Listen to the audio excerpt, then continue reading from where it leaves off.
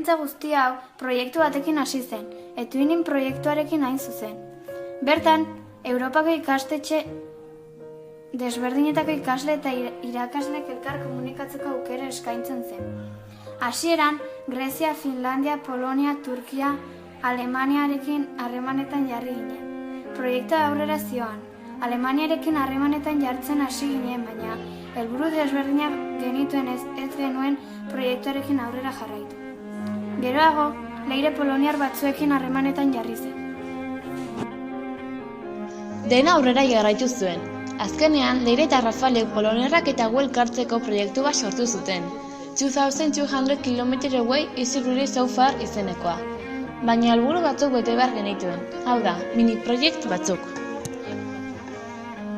Horietatik lehenengoa abenduan egin behar izan genuen. Hau, bakoitzaren deskripzio bat egitea zen, argazki eta guzten. Urtarrilean berriz, gure zonaldearen deskribapena egin behar genuen. Otsailean, gure tradizioak erakutsi genizkien eta martxoan gure inglesa eren erabilera azaldu genuen. Apirilean aldiz, izandako esperientzia azaldu genuen bi taldeek. Eta proiektuari amaiera emateko, gure sentimenduak eta esperientzia guztia munduari erakustea izan da. Hementxe gaude bada, azken txanpa hau zuekin elkarbanatzeko asmoz.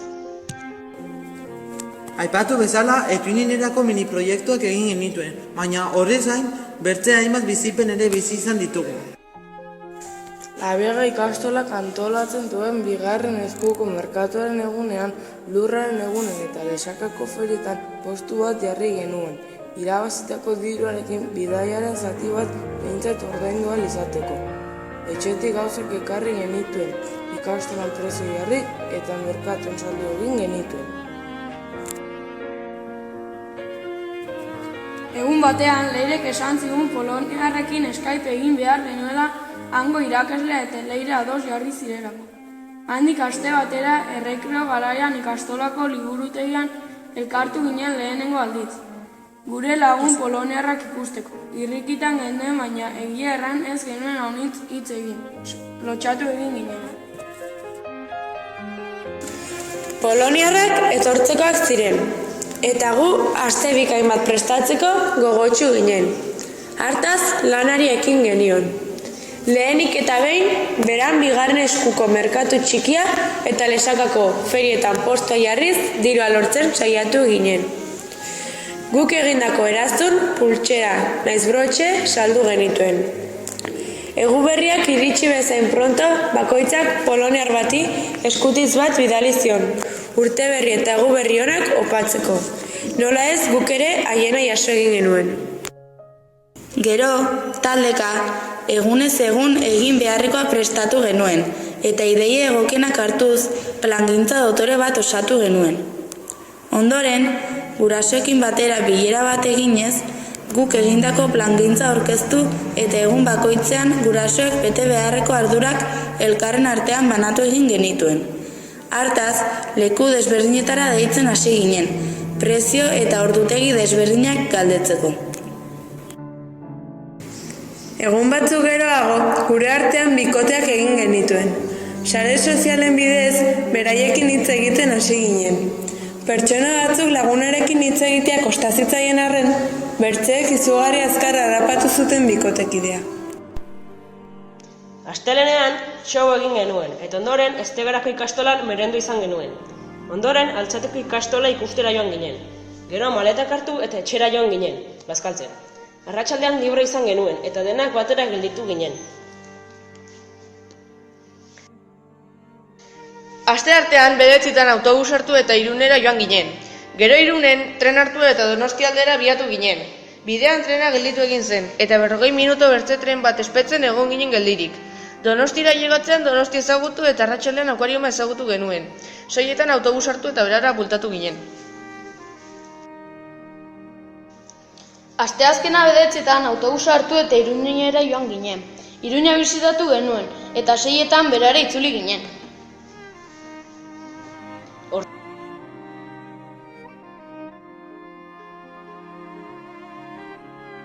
Segun goizean zingarraroltzen atera ginen mozorratuak. Gero 3:30 aldera Inue eta Hartzaietan atera ginen, eta poloniarrak eta lesakarrak konpartsan atera ginen. Arratsean gure txokoan afaldu genuen denak batera.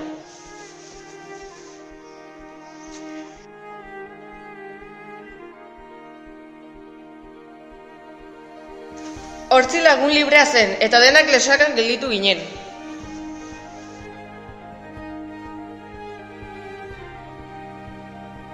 Larunbata goizean libre genuen, eta arratsaldean kalderosetan atera ginen. Gero denak batera zalainen afaldu genuen.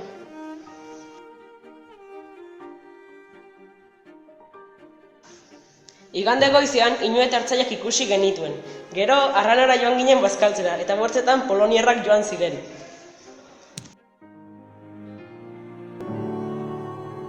Poloniara joan baino lehen gauza honitz egin behar izan genituen. Horietako bat gurasoekin bizpaio bilera gure plangintza guztia azaltzeko eta beraien zalantzak argitzeko. Bilera gehienetan Leirek azaltzen zituen gauza guztiak, baina guk PowerPoint bat eginez guk egindako plangintza gurasoi azaldu genien.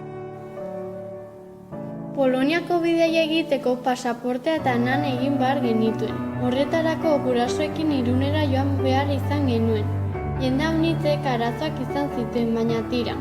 Azkenean denak lortu genuen, pasaportea eta nana eskuartean izaten. Egun batean, klasean ginela Leirek dantza bat prestatu behar genuela arran zigun. Noski, han gero dantzatzeko. Txapeloa dantza aukeratu genuen erraza eta polita zelako. Klase batean dantza ikasi genuen. Dokumentazioa prest, gurasoak prest, zalantzak argituta. Eta hizkuntza, inglesa, ai ama, bada ezpada, Leirek hiztegi bat sortu zuen guretzat. Euskaratik inglesera. Han ginenean, hitzen bat ahazten baldin bazitzegun edo ez baldin bagenekien bertan begiratu ahal izateko. Orduan, bakoitzak bere hiztegitxoa eskuartean izaki, hitz mila ikasten hasi ginen. Autobuseko eta gazkineko biletak hartu genituen. Maleta eta motxilaren pisoa kontrolatu eta zen gauza non eta nola sartu erabaki genuen. Denak batera klasean minizerrenda bat egin genuen. Poloniara eraman behar genuen arroparekin. Haiei oparitu behar genizkien gauzekin eta bertze hainbat gauza garrantzitsuekin. Dokumentazioa prest, gurasoak prest, zalantzak argituta. Hiztegi eskuartean, maleta birpasatuta, motxilan bi eguneko bizigaiak sartuta. Guraso, atatxi, amatxi eta anai arrebei musu eman eta guaze! Eguna ailegatu zen. Igande nahiko arraro bat izan zen guztiontzat, guraso, irakasle zein guretzat. Lagun eta familiekin nervioz beteriko arratsalde bat igaro ondoren, arratsiko 10 aldera Irunera abiatu ginen. Bertan, autobus hartu eta wifia zuelarik denak saltoka hasi ginen, baina autobusa jendez gainezka zegoen. Goizeko 7 aldera Madridera ailegatu ginen. McDonaldseko gosaria, ala nola jan genuen, eta itxarotea zen gure lana. Familia handi bat ginen orduan, kontu kontari bili ginen, antxe, laburdu inguru. Bizipen haunitz bizitu genituen, pil bat jan genuen, komunera maiz joaten ginen, baina mugikorrak kargatzera, nola ez. Azkenean, nervioz beterik, ikasle gehienentzat lehen aldiz hegazkin bat ukitu genuen, baita bertan ibili ere. 30 minutu egon zen biraka, eta azkenean, Bartxobiara abiatu ginen. Hegazkina jendez beteta zegoen, baina 4 ordoko bidaia egin ondoren, errekor mundial bat bete genuen. Bartxobiako aireportu txikia 5 minutuetan igaro genuen, punta batetik bertzera. Bartxobiatik, Poznanirira, bertze hegazkin txiki bat hartu genuen. Batzuei, gizon edo emakume ezagunen ondoan jartzea tokatu zitzaigun, baina bidaia motza zenik eta animoz beterik ginenez, jada estetxinekerantz autobusez abiatu ginen. Autobusean, gurasoak, lagunak, deitu genituen. Gasolindegi batean gelditu eta lehenengo aldiz gure eslotiak gastatu genituen. Dena agitz merke iruditzen zitzaigun. Azkenean, estetxinekera ailegatu ginen, arratseko 12 aldera. Gure poloniar lagunei besarkada handi bat eman eta bakoitza bere poloniar lagunaren etxera joan ginen, lo egitera. Goiza ailegatu zen, eta guztiak kuriositatez beterik gosaltzera jautsi ginen. Bertako janaria dastatzen genuen lehenengo aldia zen, gustatu ala ez guztia jan genuen. Goizean, zineman elkartu ginen, eta beraiek ikuskizun izugarri bat prestatu ziguten.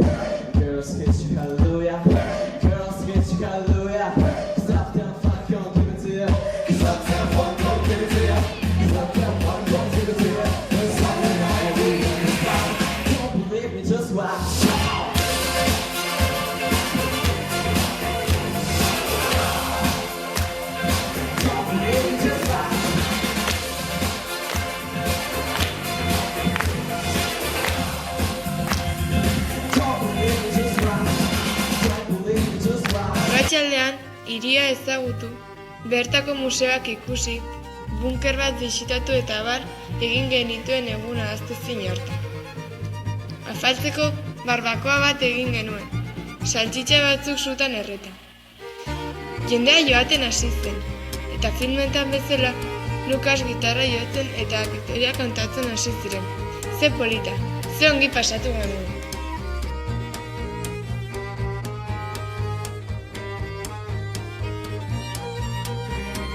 Hurrengo egunean, antzerki tokira joan ginen, eta bertze show bat egin ziguten. Egia esan, show ugari ikusi genituen, ingelesez, poloniarrez, ia poloniarrez ere hitz batzuk ikasi ditugu.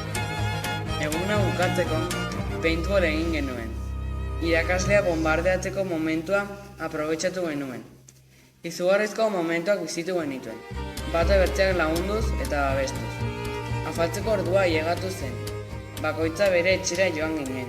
Gehienak nola ez, osagai arraro batzuekin egindako zopa moduko bat afaldu genuen. Ez zurik eta ez ogirik. Ze momentu desatxe gina. Ondoren, poloniarren dantza ikasi genuen. Eta momentu hartan... Laugarren egunean, goizean antzerkira joan ginen. Eta poloniarrek egindako antzerkiak ikusi genituen. Bazkaltzera baserri batera joan ginen, eta arratsaldean behiak ikusi eta ogia egiten ikasi genuen. Afaldu ondoren, batzuk kafeteri batera edateko zerbait hartzera joan ginen.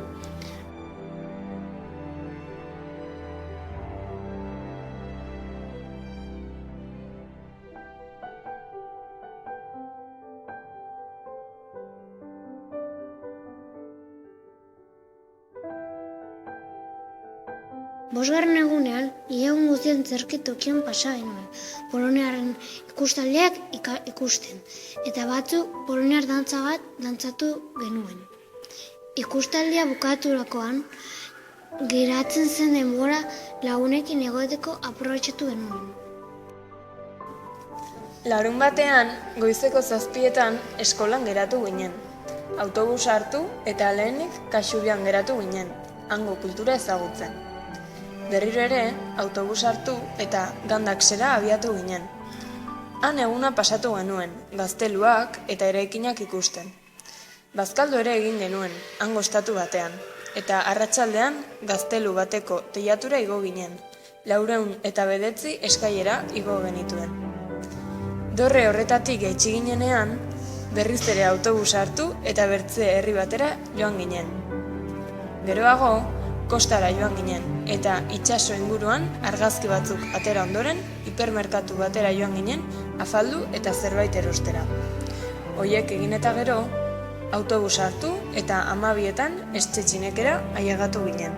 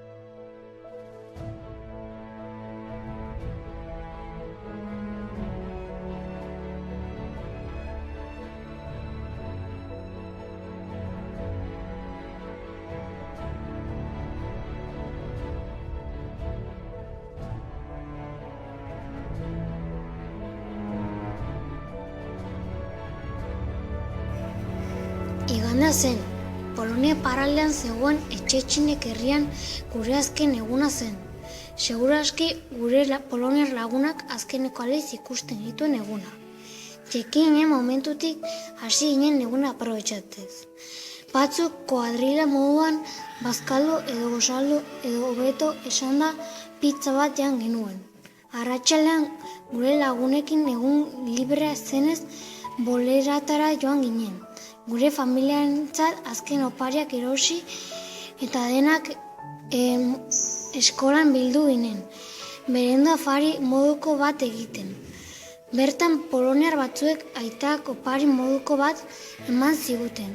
Arratsean batzuk etxe batean bildu ginen eta orduez disfrutatzeko bertze batzuk etxe egon ziren deskansatu hartzera.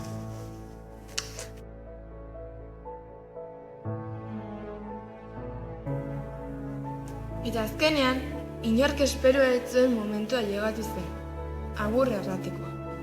Negar malkoak, mesarkadak, muixoak, momentu unkigarri. Antxe pasatu genuen ordu osoa. Goizeko 3etan estetxineken pasatu genuen azkeneko ordua. Autobus hartu eta Poznanerantz abiatu ginen. Hasieran denak negarrez ginen, baina gero loak hartu gintuen. Poznanen, Bartxobiera hegazkin bat hartu ondoren, Madriderantz abiatu ginen. Ez genituen joaterako bidaian genituen ilusia. Batzuk noski, gurasoak ikusteko gogo izugarri ez dituzten. Baina bertze batzuk Madriden Irunarantz autobus hartu eta autobusean ez dakigu nola, baina berriz ere animatu egin ginen. Erdi lo ginen beraz. Tontakeri ugari egin geniten, baina herrieta ederrak jaso ere bai. Eta azkenean, goizeko 2 aldera bakoitza bere etxeara ailegatu zen. Momentu txarrak pasa ditugu Polonia. Batzuk ama falta, bertze batzuk janariarekin, minak eta bar, baina gogorrekin da, eta bat bertzei lagunduta dena aurrera eraman genuen. Baina hau guztiarekin ikasi dugu, zer den 2200 kilometrotara gurasorik gabe, hizkuntza nahiz ohitura desberdinekin eta etxez ezagun batean aste batez bizitzea. Esperientzia gitz polita izan da, eta errepikatzeko moduko. Lagun berriak egiten ikasten da, baita jende berria ezagutzen ere. Nahiz eta hizkuntza desberdina izan, agitzongi komunikatu gara ikasle, baita irakasle eta gurasoekin ere, eta guzti honekin honitz ikasi dugu. Lehenik eta behin, eskerrak eman nahiko genizkien Leire eta Rafali bidaia antolatzagatik, eta Ana naiz Goxari bidai honetan gu aguantatzagatik. Honez gain, eskerrik asko gurasoei ere elkartruke honetan guri laguntzagatik eta guta zainbertze arduratzagatik. Zue gabe hau dena etzen posible izango. Badakigu hitz simple batek ez duela eskertuko guregatik egin duzuen guztia, baina hala ere bihotz-bihotzez, mila esker.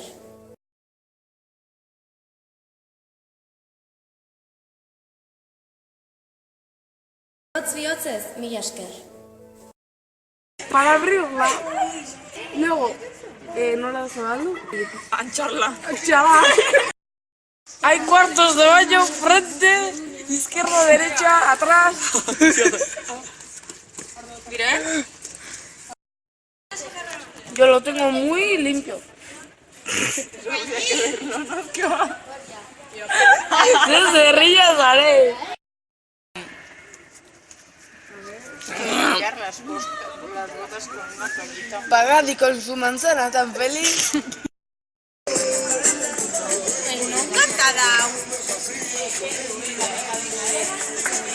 Esto es maravilloso.